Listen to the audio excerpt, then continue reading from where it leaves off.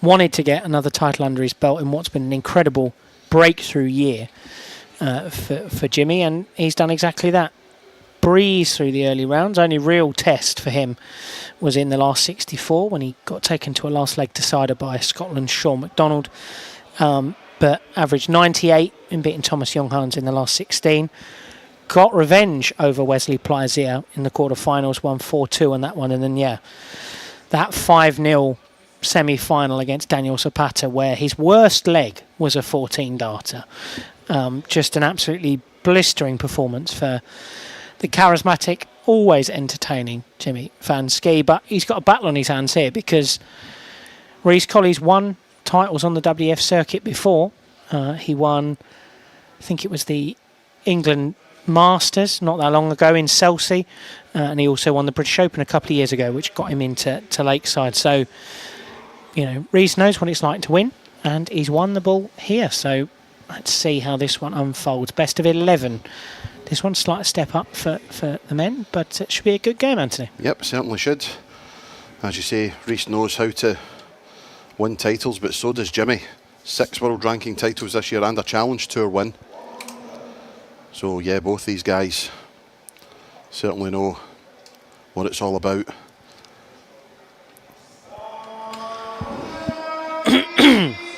Yeah, lovely 180 there from Reece. And Jimmy almost responds in kind, flicks off the barrel the last dart. It's to 135 for the man they call Jimbo Jet. But no, I mean, this has been an incredible breakthrough year for Jimmy. I know back end of last year, he won some tournaments in the Netherlands to get into the Modus, where a lot of people will have seen him and been impressed by his charisma and antics and all that stuff. But yeah, he started playing the WDF Tour in January, went to Romania, won. Very dramatic final with Alexander Merckx, where he led 4-1, missed a clutch of doubles, eventually won it 5-4, and gone from strength to strength. There's been titles in Catalonia and Italy and Switzerland. I think there was one in Austria, and then just last weekend he won in Bruges. He won the Belfry Open. Yep. But Reece Colley takes the first leg, 15-darter. He in that final in Bruges, he played Corne Groeneveld, a close friend of Marco Meyer. Yep. And yeah, Jimmy at 4-all decided to go to the back of the stage and get everyone to cheer for him before he threw for the winning double, and then he pinned it, which looks great when it works, but when it doesn't, or you try to do something different, a la Dave Pallett all those years ago on the Euro Tour, doesn't quite work in the same way. Yeah, he's a definite character, is Jimmy. Jimbo Jet, I love that nickname. I'm still inwardly giggling at that. It's not the back of his shirt, but I'm reliably informed by Moreno Blom that Jimbo Jet is the one we should be going with. So, well, we were talking about Bo's magnificent semi-final average. Jimmy also had a magnificent semi-final average in dispatching Daniel Zapata 5 legs to 0 with a 112.16. It's ridiculous. Reece Colley 91.65 in his semi-final as he whitewashed Krzysztof Kciuk. Yeah, it was a real shame that with Krzysztof, because I watched his quarter-final with Elliot Milk. Let's see if he takes this one out.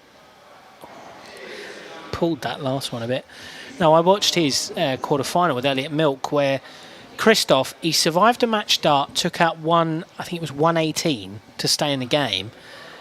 And then in the decider, he did something just like that. Reece Colley takes out 112 to make this 2-0, but in that game, Krzysztof in the final leg took out 144, much to the delight of the Polish team who were cheering him on. But yeah, Krzysztof just sort of really fell off a cliff in that semi-final. But Reece, brilliant, and he showed real battling instincts against Mark Barilli, and now made a strong start to this one, and Chaos is just 4 legs away from a return to the Lakeside, which is what he's absolutely desperate for. He loved it last year, and I think this year he feels like he's more mature and more experienced and will go into it believing himself even more than he did last time when definitely he won a game and then ran into Wesley Plaisir, who is a tough man to beat, as Jimmy found out yesterday.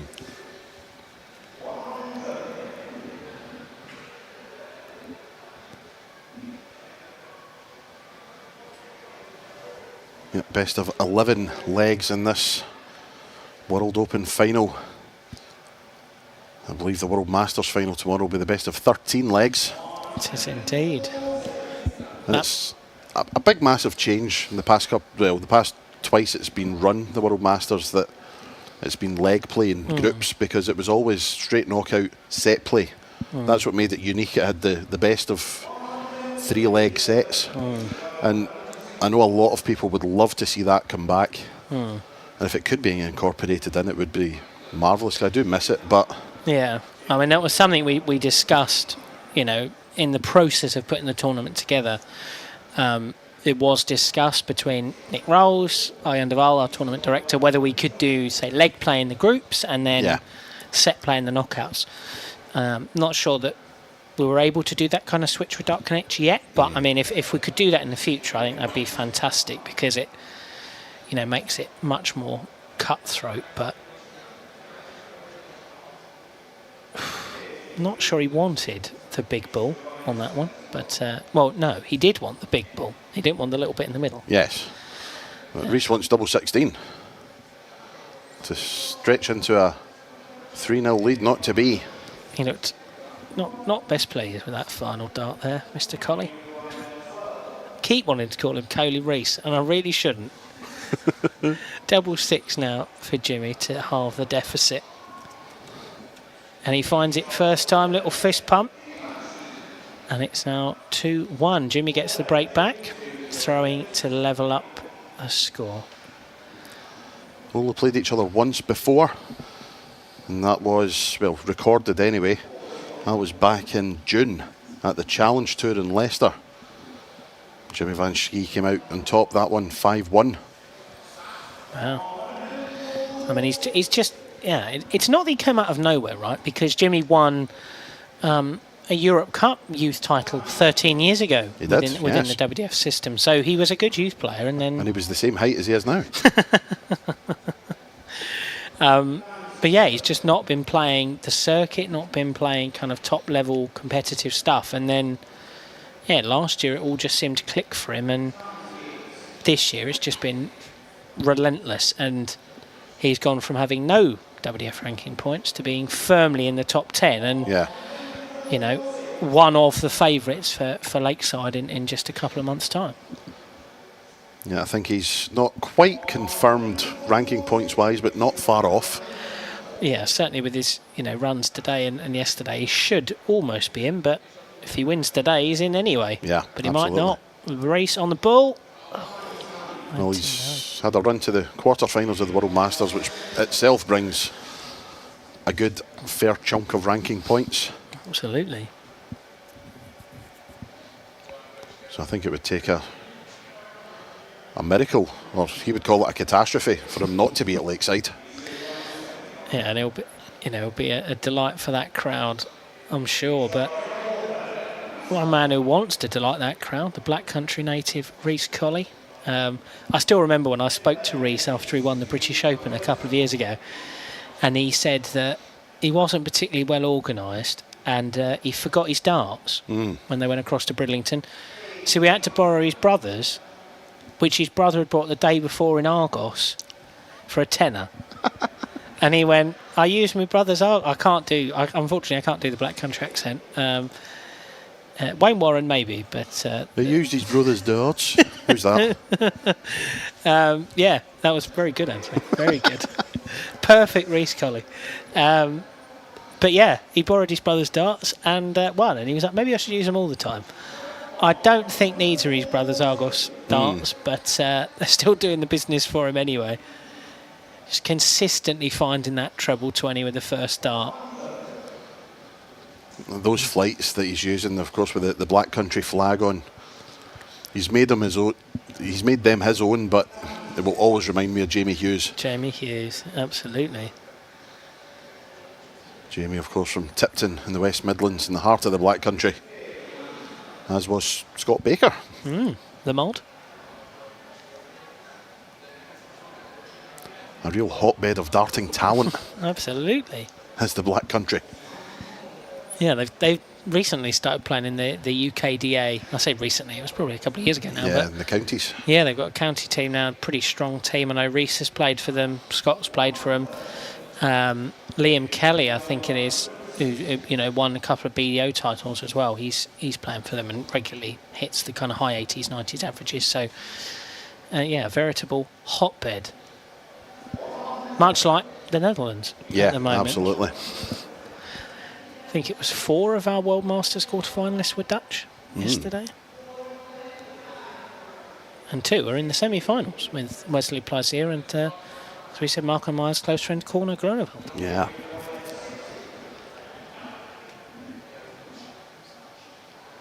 And to just show that how much of a world open this was today, the men's quarterfinals, 8 players from 7 different countries. Including one of your very own, Mark Barilli. Oh, we kind of have to claim him. Just kidding, Mark. There was actually a comical moment at the end of his quarter-final with Reece Colley. Reece hit the winning double, turned round, and Mark just looked at him as if Reece had done something wrong.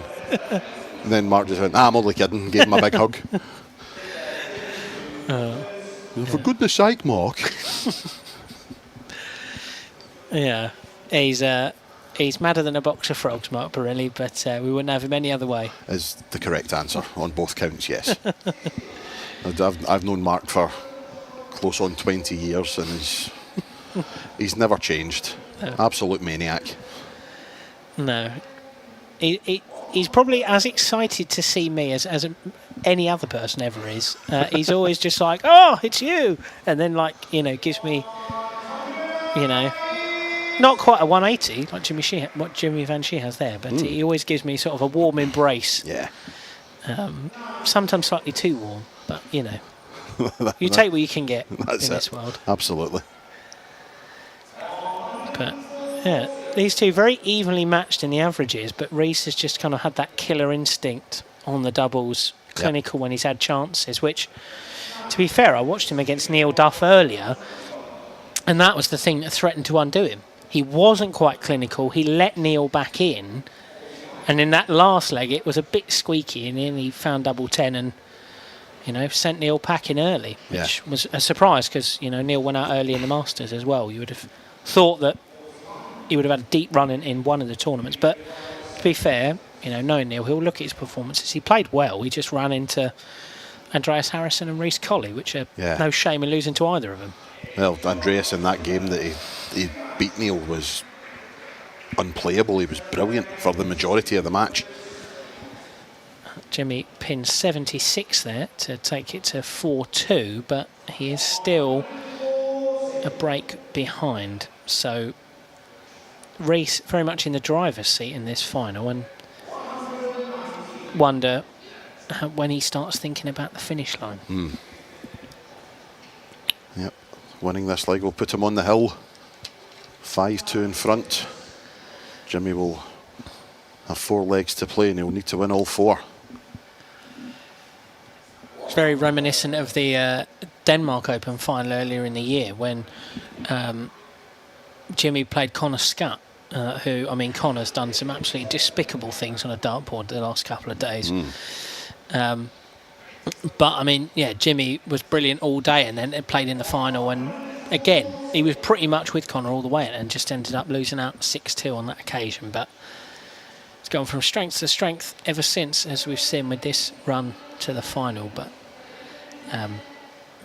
just a marvellous addition to the circuit, Jimmy Van Schie. Can't say enough good things about the Jimbo Jet. Jimbo Jet. I'm going to be giggling about that for the rest of the night. Thank you very much. I'll be lying in bed, Jimbo Jet. 164 though for Chaos, Reece Colley. He takes the 64 off, but Jimmy comes back for 48. Just to the right. Nope, can't do it. So here we go, 100 for Reece Colley. Does he go tops? See, that dart's awkward. I think he's considering 16s here. No, he'll go treble 20. 4-inch neither. Oh, no, dear, he's it's bust me. it.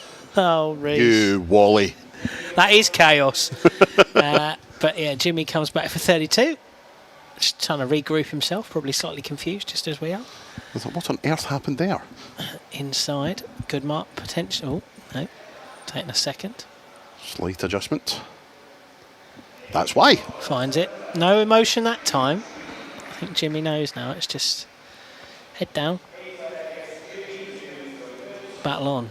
But I mean, yeah, Reece, he's been playing some good stuff, you know, this year across the Challenge Tour, WDF. It was really good when he won the England Masters at Chelsea last month. You know, just really impressive. I think it was a busy day for him that day because he was playing in the influencer event that Modus ran. Yeah. And he played at Chelsea on the Saturday, went to Portsmouth, played in that, drove back in the afternoon, got back in time for the finals, got on stage, and then won the England Masters. So, again, possibly not the best scheduling, but I guess, you know, he maybe wasn't thinking that he was, you know, going to get to that final, but did, and now knows that, or knew that good runs here would put him in the mix for that lakeside place, which... I guess the only thing you can say about the travelling and the commute that he had, thankfully Chelsea and Portsmouth aren't that far away. Yeah, exactly. So Jimmy's left himself on 36. 36 after 12. Reece, it's not bad, but Jimmy's just upped the score in here. This is to restore parity at 4 apiece. 2 nines. Oh. So an outside chance for the 135 for Colley. I mean, wouldn't put it past him. No, and this would be huge. Shots on. Bull, if he hits treble 20. Which he doesn't, but that's a great setup. It's a very good last start. Gives Jimmy something to think about here. Just composing himself. 2 nines. She finds, and there is a roar that time. So we're back level here at 4 apiece. Jimmy averaging 88.8, Reece averaging 85.2. But yeah, I was saying this on the introduction to the game, Anthony. What a fantastic job, you know, the Hungarian team have done, bringing the World Masters and the World Open here to Budapest for the first time. Absolutely. I mean, the whole venue, it's got its issues. The heat, for one. This whole place has been roasting since we got here. But that aside, the playing venue has been well set up. It's been well organised. Outside, where the food and the bar is and the seating is fantastic. That's something that we've never really had before. And it's absolutely phenomenal. And you've got the little... Anyone who may have saw any pictures, they've got the little squares of light that have a World Master on each side of it, which is just a wonderful, wonderful tribute to the champions that have come before. But yeah, it's just been absolutely tremendous. Yeah. And the shadow of Puskás Stadium, which is a wonderful sight to behold, let me tell you. And it's filling up as we speak Yeah. for the Netherlands against Hungary. Yeah, those pictures of the World Masters, they were a real treat when I arrived. Very pleased to see. The first one I saw was the one of Tony West, which... having spoken to Tony, about that win and just anything really, talking to Tony is an experience. Yes. He has incredibly fond memories of that final with Raymond van Barneveld. And the one they had the year before when he lost to Mark Dubbridge, which they may well be stories for commentary tomorrow, the Tony West archive, but it's Reece on 79. Oh, dear me. 25 bull may have to be the order of the day. Yeah. Don't hit the bull. Oh, dear. Let's hit the big bull. And CommentatorsCurse.com. 71. So he's left himself on 8, but 1, 2, 6 here for Jimmy. Excuse me, I've got my head in my hands. Oh, dear. Keep your mouth shut, Dundas. But Jimmy not able to find the treble 19. He does find treble 20, so left himself 28 if Reece doesn't find this double 4. That's a good marker. And he finds it second time. Reece Colley is now potentially 501 points away from a return to Lakeside.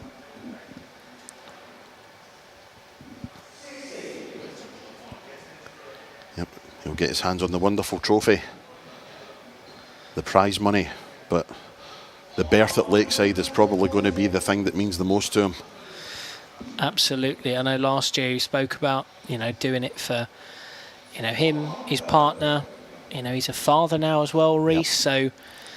So, he's always been a talented player as a youth, but I think he's really maturing now, and it's great to see him in a spot like this. But I mean, yeah, Jimmy's just, you got to beat a player like Jimmy if you want to go well at Lakeside, because Jimmy's going to be one of the guys there. So yeah, you're going to have guys of this calibre waiting for you every corner at Lakeside. Yeah, and Reece on the big fish after 9. Jimmy, I'm taking a risk by not moving here, by the way. I want to watch this. Oh, shot's on. Oh, God. I'm going to have to run. Oh, I'm going to have to run. Boo. Oh, he's done it! A 170, a brilliant 170 to win the World Open from Reece Colley. A 6-4 win for the West Midlander. Absolutely outstanding performance.